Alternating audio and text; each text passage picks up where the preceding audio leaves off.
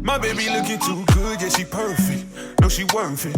When she pull up, all them man, them flirting. And yeah, she know that she a dime. Call up on my line, told her, baby, bring it one time. Yeah. Girl, sit down and relax. Girl, let me put it on you, no time for chit-chat. Because she move like a queen and I like what I see. Yo, what's really good though? It's your girl Yezzi.Yezzir and we're back for another episode of Hey Sis. Nothing's changed. We're just amping it up a little bit more for you. Now today's episode, brothers, sisters, we are gathered here today because they're trying to make us fight against each other. I hate to see it, man. We got Idris Elba in one corner, ding ding ding. We got Boyega in the other corner. No, it's not a fight, but it's just the meeting of the minds. That's what I want to call it. Now, recently, Idris Elba was talking about the fact with Esquire magazine, you know, these big magazines, that he doesn't want to refer to himself as a black actor. As soon as Unc said it, and I have to call him Unc, man, that's Idris Elba, man, I immediately get what he was talking about. Like, at the end of the day, you want to be seen as a thespian. You don't want to be, you know, marginalized, and I get it. But Boyega, my brother, and again, I get where Boyega's coming from. He took to Twitter, and the thing is, I don't want to misquote, so I'm going to say it verbatim. Now, this is what he said. I think that we should fixate on who is typecasting and putting actors in boxes because of this, not on making weird adjustments for them. We continuously focus on what we have to do so they don't have to do this or that. Very worrying. We black, and that's that. John. I mean, you gotta love John, man. He says the things that you want to say, but you don't want to say it. And then he says it in a delivery that's straight up. I think that's the Niger in him. So, my brother, I get it. But the thing is, I feel like there's certain conversations when it concerns us, the melanated folk, we got to have it off the social media, off the internet, man. I just feel like it's not too far-fetching for a Boyega to be like, yo, let me get Unc's number. I really want to talk to him and understand where he's coming from. He probably has more experience in the game than me. So I wonder why he would make such a statement. Especially if you don't understand it. We can't assume to understand where someone's coming from. Like, I can agree with you or disagree, but I still want to have that conversation. That's why I don't want to call it beef, because it's not beef. I want to repeat, this is not beef. But I feel like it's a meeting of the minds and a conversation. Are you with me? I'm with you, sister. He's with me. I'm with you, sister. He's with me. So my thing is this here. We do have an issue where certain roles, it's taboo for melanated folk to have. I remember when the whispers were going around about who's going to be the new 007. And obviously everyone was banking on Idris. But technically, Idris already said that, listen, my role in Luther is very similar to the role of an agent or an officer, someone that is, you know, fighting for the good of people. I don't really need a Bond because I feel like Luther is my Bond moment. I respect it. I mean, there's James Bond, but still, if you say Luther is your Bond moment, that's that. But the thing that was worrying is that a lot of people are like, oh no, it just can't be James Bond. Why not? What credentials does someone need to be James Bond? I mean, if we're talking talent, it just has got that. It's overflowing with talent. If we're talking about successes from previous films, we can talk about this man's whole list of films and series and sitcoms, and the list goes on and on. Adverts, like, this is a bankable name. The box office has proven that time and time again. So other than the fact that he is a melanated man, and we have a history where we've never had a James Bond that is melanated, are people scared? Because this is what happened with Boyega and Star Wars. A lot of people are like, rah, like, we don't know if we're ready for this. A lot of Star Wars fans. At the end of the day, I feel like they didn't even use Boyega to his full potential. You can hear it yourself on loads of interviews. He said it himself that, you know, I could have brought a lot more to the role. This is why I gotta respect black directors. I'm gonna say it again for the people in the back in case you didn't hear. That is why we need black directors, people that write from our perspectives for us and understand our abilities and really stretch it. Because it is so foul to say in this day and age, yeah, when you had people like, what was it? Is it Daniel? Ooh, the blonde haired James Bond actor, yeah? It's the fact that people are like, rah, I don't know if we can have a James Bond that's not a brunette. Really? Like, the whole thing about James Bond is being dashing and smooth and being able to have that kind of mystique about him. That's all we need. Your hair color or your skin color has nothing to it. I remember when everyone was kind of surprised that Halle Berry did a good job. What did you think Halle Berry was going to do? But that's the thing. We have to be excellent to get the good roles. Is it fair? I don't think so. And it's the same thing I experience with music. It's like, for a female rapper like myself, you have to be top top tier. Not that you should say that, oh, you can be mediocre and still get good opportunities, but I've noticed you have to have a very big fan base. You have to have very good rap ability for someone to say, oh yeah, they're good, I accept them. Why is the margin and the, how can I say this? Do you know what I mean? Yeah, like, it's so high. The threshold is mad high. It shouldn't be that high. And it's not like that for everyone. Don't get me wrong, I want an excellent film. I want an excellent song when I hear it on the radio, whatever. But I just find that when it's us, does it have to be so high? I don't know. But I guess what I'm trying to say all in all with this whole situation, which I don't really want to call it a situation, is that Idris Elba's now replied. Now the thing is, Unc made a statement, John Boyega said something, and then Unc came back. I didn't think Idris Elba was going to reply. I'm not going to lie. But he has replied. And let me go and get this now. Because, it's something. I think this is where we cue the you should subscribe right now. I'm going to put that in right now to make up for the space. By the way, if you're watching this episode, don't be shy now. Go ahead and subscribe. The button's just there, okay? Don't be stingy. Like and comment. We're going to be right back after this break. I just feel like you don't exactly say a black rapper. You know? See? You just labeled a rapper. But whereas coming from such an iconic, can I say trilogy of a series of a film? Yeah. What you're used to is a white person. So to now use a black person, I think that's why they're trying to make it evident that, oh shit, you know. That's the shock of it all. Yeah. I get it. I've got it here. You see me, I'm gonna have my legit receipts. So basically, here it is. Idris Elba actually replied and he said, black actor, calling myself a black actor is stupid. Where am I denying my blackness? I mean, to be fair, it just didn't deny that he's not black. He was just saying that he didn't want my blackness to be the forefront of everything I do. Because is it so foreign for you to say that being black is within me, so I don't need to continuously remind people that I'm black? And I get what I mean. Like, I don't want to keep having conversations that are focused around race. I don't want to go into a room and say, oh yeah, I'm a black female rapper. I don't see white rappers really even referring to themselves as white rappers. And I don't think they have to. I mean, you see it all the time. Respectfully, if I may, I feel like we're not, as black people, we're not some type of superhero. Like, do you know what I mean? That every time we got to keep professing. Yeah, I just feel like it's a thing where it's been embedded in us from generations passed down, where you're kind of you're hurt, you know, to the point where it's like you feel like you want some type of validation or some type of, you know, clap. But every time you mention it. Yeah. And the thing is, I don't want us to get applauds anymore. I want us that if we do well, and we be doing exceptionally well, we're rewarded for it. Okay. The BAFTAs came and went, yeah. You know, you had nominations for Black Panther. You had nominations for Woman King. I went to the cinema to watch Woman King. Phenomenal. I laughed. I cried. I had jaw-dropping moments. It was a lot in a good way. And it was like loosely based on a true life story and things like that. And I think from the BAFTAs alone, they had maybe 2 to 3 nominations. They had Viola Davis in the front row seat for a UK award. They didn't win a single one. I'm just like, what is going on? Like, what do you really have to do for someone to say, you did a good job? And not did a good job, not only just that, but reward me for the good job I did. We went as far as Black Panther, yeah? 2nd edition. Nothing.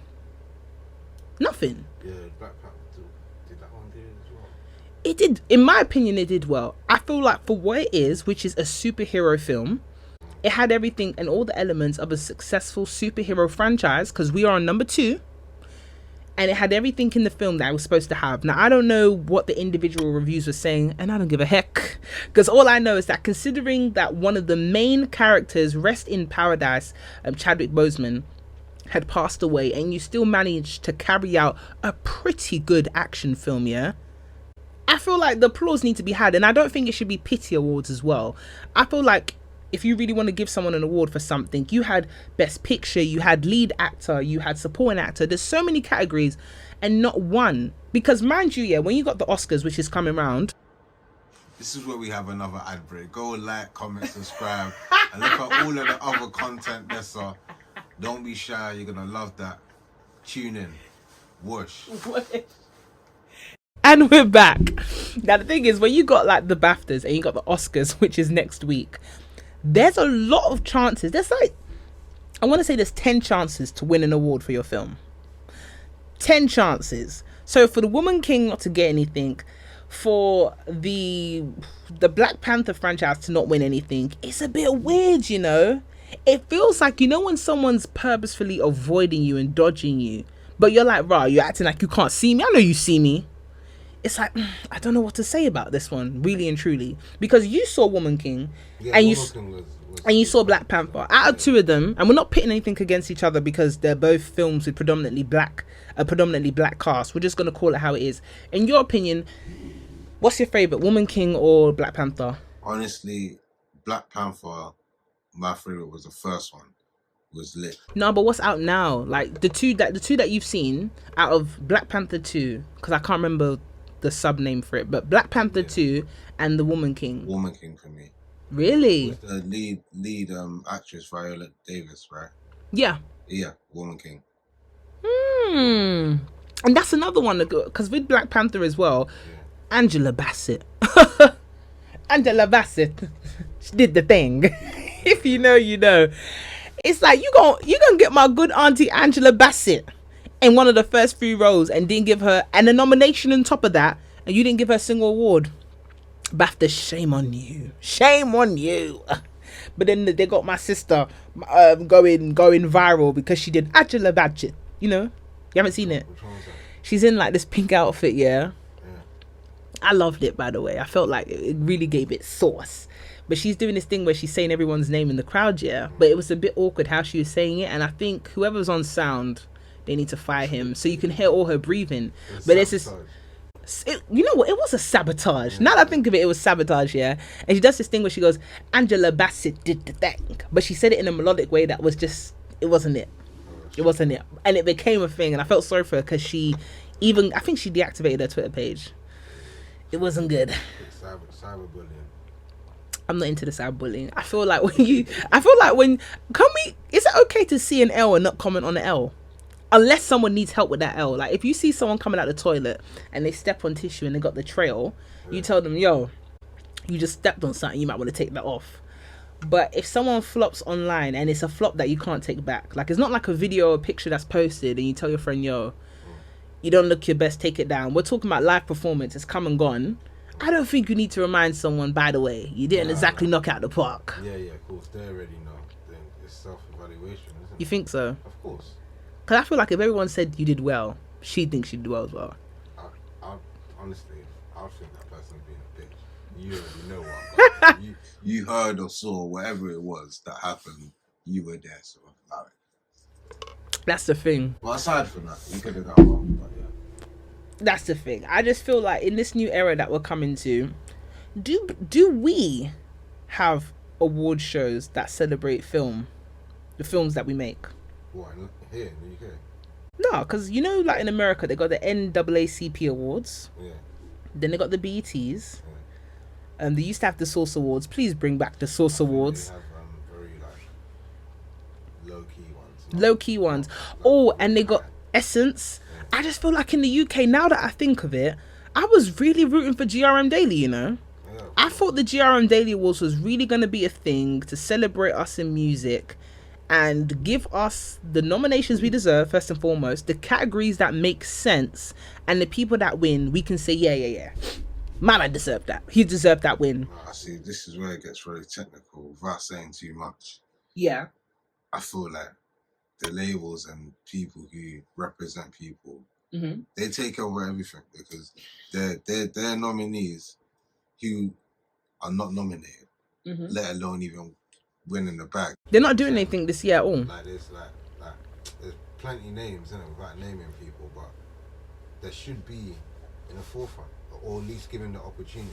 but it's just gonna be the same names rotated to make sure, you know what I'm saying, everything's spick and span within the artists that they're pushing already. But that's the thing. If it was genuine popularity, I would understand it. But there's some people that have been quiet for the whole year. How are they winning Artist of the Year? And my thing that I wasn't really... There was only one gripe that I had with, I think, the Brit Awards, yeah? And it wasn't even about who won. It wasn't about that. It was literally about the categories. So they had one category that was basically best rap, grime, and drill act. Yeah. I don't know who's on the panel, but I don't know who wants to tell the Brit Awards that these are subgenres of hip-hop. Yeah, you can't. But they're not the same category. Yeah. You cannot put... A grime artist is very different from a drill artist. And a drill artist is very different to a UK rap artist. So for you to go, yeah, what we're going to do, because we're not really trying to focus on this, let's just round it all up into one thing. That's foul. You should have... And the thing is, if you don't want to give someone from grime an award, or someone from UK rap an award, or drill, then don't do it. But I'm a big believer in, if you're going to do something, do it well. You got to give best grime act separate, best UK rap act separate, and then best drill act. And then the only nomination, the only category that should be like all encompassing is best rap act. Like best UK hip hop act should be the all encompassing one, that it can be across different categories, different genres. That's fine. But if we're going to give an award for a genre, make it very specific and make sure you get the genre correct. This is why I feel like when we come to the boardrooms and the panels, have someone that's really knows about the culture, that keeps their ears to the streets, that knows what's what and what makes sense. Because there's going to come a time where the people are going to start listening to the streets again. And they're listening to it now. They're not going to depend on, let's just say, the mainstream people that you depend on telling you what's hot to tell you what's hot. You're going to go back to the point where you go to your hairdroppers, you go to your hairdressers, you go to your barbershops, and that is when you have the first dose of what's hot right now. You know what I'm talking about. You're sitting in the chair and it's your beautician that's telling you, yeah, I'm just going to put some music on. And you're like, whoa, who is this? And they're like, yo, is this new? And you're like, swear? You go to the playlist, you bring out your Shazam. Because that's how it used to be. Even the bootleg people that are coming to the shop, you know what I'm talking about. The fake CDs, they've burned them. The fake DVDs, you burned. That's the first time you were seeing some stuff. And that's how you were taking this stuff so quickly. Then you had the lime wires, and then obviously that got bashed. And then now you can take music in very quickly.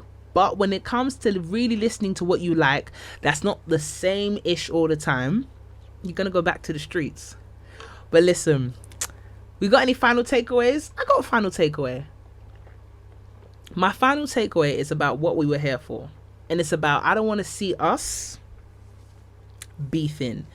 And whether you're well known, whether you're not well known, if you have a discussion, operative word being discussion, that you want to have with someone, I don't want to see on the internet anymore. Yes, scandalous behavior is very entertaining, and I know I'm one to talk. But I do believe that if there's something and it's a meeting of the minds and it can be misconstrued in any kind of way, DM somebody. Everyone is literally a DM away. What did you want to say? I don't even think it's entertaining, you know. Well, you don't feel like seeing mad. A lot of people like this whole blue face and like everyone just likes madness. They like to see madness. It's toxic, innit? It's toxic because like what you're viewing is negative. And you're feeding off the negative energy being poured out. That's what I'm saying. You know what I'm saying? So, with everything happening, everyone is a DM away.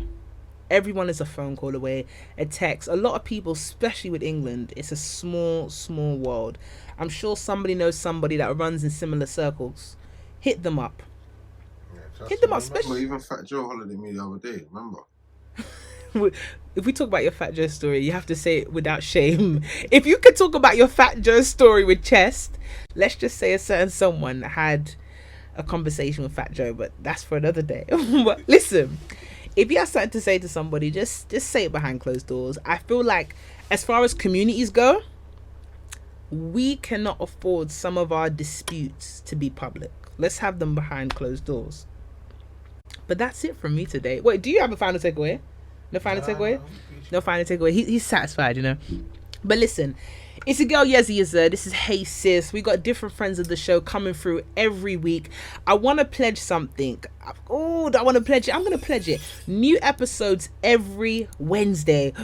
I've said it now, innit? So I got to commit to it. New episodes every Wednesday. Don't be shy. Like, share, comment. Make sure you subscribe right now. And we're going to have a good time. If there's any comments that are weighing on your heart that you want to talk about, DM me. I'm literally a DM away, and we can talk about it right here on Hey Sis. So you've been listening, you've been watching, and make sure you stay blessed. Bye. Because she move like a queen, and I like what I see, and I wanna get more of that. I undress and he blows success. Lay down as you decompress. Come on and forget the stress. But the